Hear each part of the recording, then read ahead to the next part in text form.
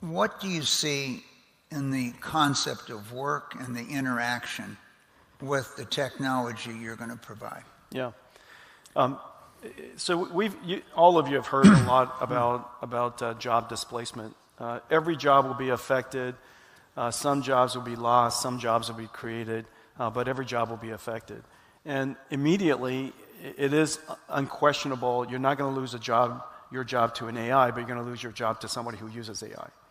But let me give you, and those are fairly common sense things to have observed. But let me give you the two extremes that you might want to consider as well. Computer technology, computer science has benefited about 30 million people. There are about 30 million people in the world who knows how to program and use this technology to its extreme, and it's really benefited all of us that have been in this industry. For the last 30 years, potentially one of the best and most wealth-creating industry you could have selected. I could have been a petroleum engineer. My dad was, and I could have been a doctor. My mom thinks that everybody should be a doctor, but I chose to go into computer engineering, and it turned out to have been quite a good choice. However, there are about 30 million people in this industry, and so we've created, Mike, in the last 30, 40 years, probably the greatest technology divide the world's ever seen. The instrument that we've invented, we know how to use, but the other 7.5 billion people don't. I'll put on the table that, in fact, artificial intelligence is the greatest opportunity for us to close the technology divide, and let me prove it to you. If we just look in this room, it's very unlikely that more than a handful of people know how to program with C++, and equal number know how to program in C, and yet 100% of you know how to program an AI.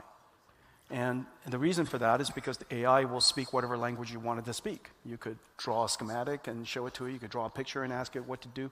You could, obviously talk to it in words. You could write a prompt. You could describe your prompt in a very explicit way. You could describe your prompt in a very implicit way. And if you don't know how to program that computer using AI, you just tell the AI, I don't know how to program you. How do I program you? And the AI will tell you exactly how to program you and program it. And so I think that and the number of people who are using ChatGPT and Gemini Pro and these AIs kind of demonstrate that, in fact, this is one of the easiest to use technologies in history. And so now everybody could take advantage of this capability, whether there's a teacher or a student wanting a tutor, and every student should use it as a tutor. I use it as a tutor every day. And so I think the ability for us to now use artificial intelligence to close the technology gap is incredible. So that's one extreme. The other extreme that I will say is that, remember, we have a shortage of labor. We have a shortage of workers. We don't have an abundance of workers. We have a shortage of. And for the very first time in history, we can imagine the opportunity to close that gap, to put 30, 40 million workers back into the workforce that otherwise the world doesn't have.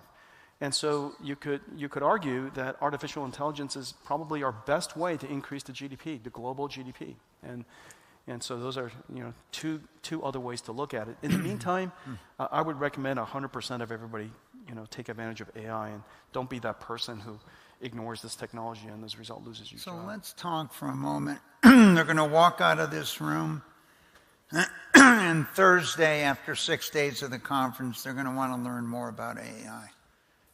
Do they ask their computer to teach them about AI? Is that what we're going to do? Excellent way to do it. Just pick up your phone, get yourself, Perplexity is pretty good. ChatGPT is really excellent. Gemini Pro is excellent. I use all three of them. And just ask it whatever you want to ask it about AI, and it'll tell you. As deep as you like it to be.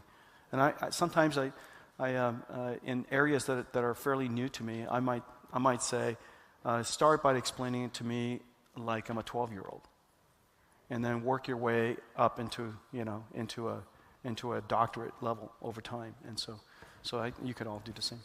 Let's